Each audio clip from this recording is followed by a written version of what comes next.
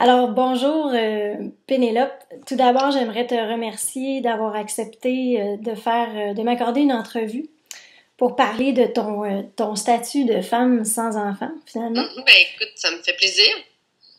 Et puis, ben c'est ça. Si tu pouvais te présenter, parce qu'il y a des gens d'Europe qui viennent voir le blog, il y a des gens d'un peu partout dans le monde. Juste te présenter, dire ton Ouais, âge, un petit peu ce que tu fais dans la vie. je m'appelle Penelope McQuaid, j'ai 42 ans et depuis 20 ans, j'ai le privilège de faire partie de la vie de bien des Québécois par l'entremise de leur télévision. J'ai animé plusieurs émissions sur plusieurs réseaux différents et en ce moment, j'anime un talk show de soirée à Radio-Canada. Donc, tous les soirs, j'accompagne les gens dans leur fin de journée à la maison. Et puis, toi, donc, évidemment, tu n'as pas d'enfant. Puis, ma première question, ce serait, est-ce que c'est par choix ou par circonstance de la vie? C'est une bonne question. C'est une excellente question. Puis j'y pensais aujourd'hui, puis je me disais, bon, euh, pendant longtemps, j'ai pas voulu d'enfant. Quand j'étais jeune, j'en voulais pas. Quand j'étais adolescente, j'en voulais pas. C'était pas arc, je veux pas d'enfant, c'était juste, moi, je veux pas d'enfant. J'aurais pas d'enfant. Puis les gens me disaient, quand j'avais 15 ans, les gens me disaient, attends à 20 ans. Quand j'avais 20, les gens me disaient, attends à 30. Puis là, à 30 est arrivé, puis j'en ai pas voulu. Puis ils m'ont dit, attends à 35. Et mon désir, moi, mon désir viscéral d'en avoir est jamais venu.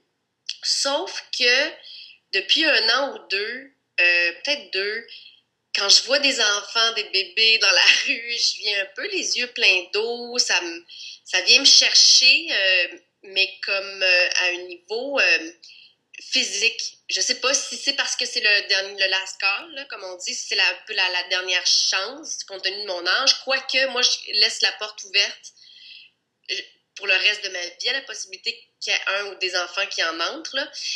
Mais j'en ai jamais voulu, mais j'ai déjà été confrontée à des chums qui en voulaient. Par exemple, moi, quand j'avais 25 ans, j'avais un amoureux qui avait 40 ans et qui avait un petit garçon de 6 ans. Et j'ai pris mon rôle de belle-mère très au sérieux et c'est quelque chose que j'aimais beaucoup faire, m'occuper de cet enfant-là. Quand la rupture est survenue, ça a été plus difficile. La peine d'amour envers l'enfant a été plus grande que la peine d'amour envers mon chum, Hmm. mon amoureux. Donc, il y avait quand même c'était venu allumer quelque chose, ou en tout cas rejoindre une fibre que j'ai probablement, la fibre maternelle. Et bon, quand j'avais 30 ans, j'ai rencontré un homme qui avait 25 ans.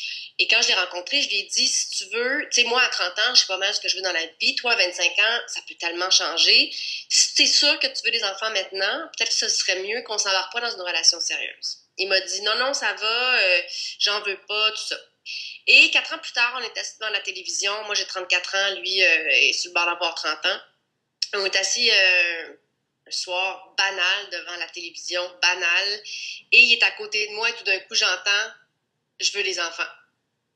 Hmm. Et là, prise de sueur froide j'avais vraiment l'impression d'avoir reçu un coup de batte de baseball en arrière de la tête, de surprise. J'ai fait OK. Et j'ai abordé ça d'une façon extrêmement cérébrale. Il y avait un salon de la maternité et de la paternité qui venait de voir le jour à Montréal et qui avait lieu, genre, quelques fins de semaine plus tard. J'ai fait OK, je vais aborder ça de façon très cérébrale. Je vais aller voir ce monde-là qui m'a jamais attiré, que je comprends pas, que j'ai l'impression que c'est une autre planète, puis on va voir qu'est-ce que ça fait, qu'est-ce qui émerge.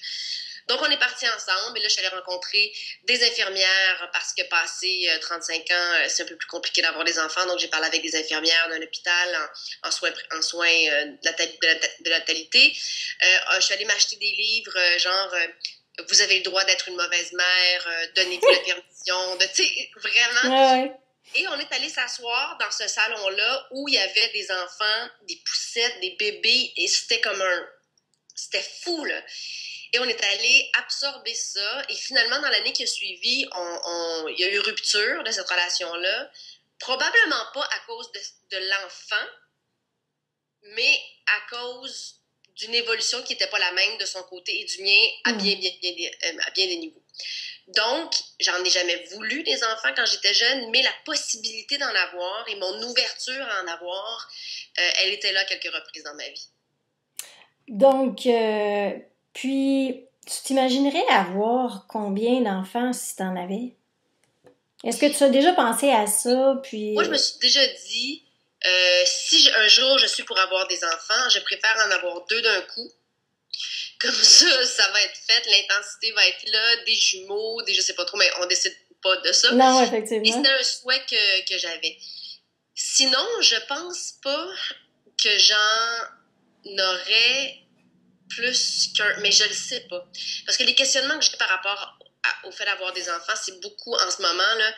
Ben, j'ai personne dans ma vie, ça c'est une question comme majeure à Oui, c'est régler. important. Si j'avais quelqu'un dans ma vie, une des questions que je me pose qui me fait peur, en tout cas, c'est l'énergie que ça demande. Et est-ce que j'ai encore l'énergie que j'ai déjà eue plus jeune pour avoir peu dormir, avoir mal au dos de le porter, puis physiquement, après ça, t'en occuper tout le temps. Je sais pas si j'aurais cette énergie. Et apparemment, ça donne de l'énergie, puis ça.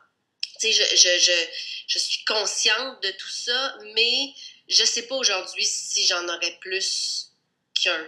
Mais c'est très possible dans la vie que je rencontre un homme qui en ait.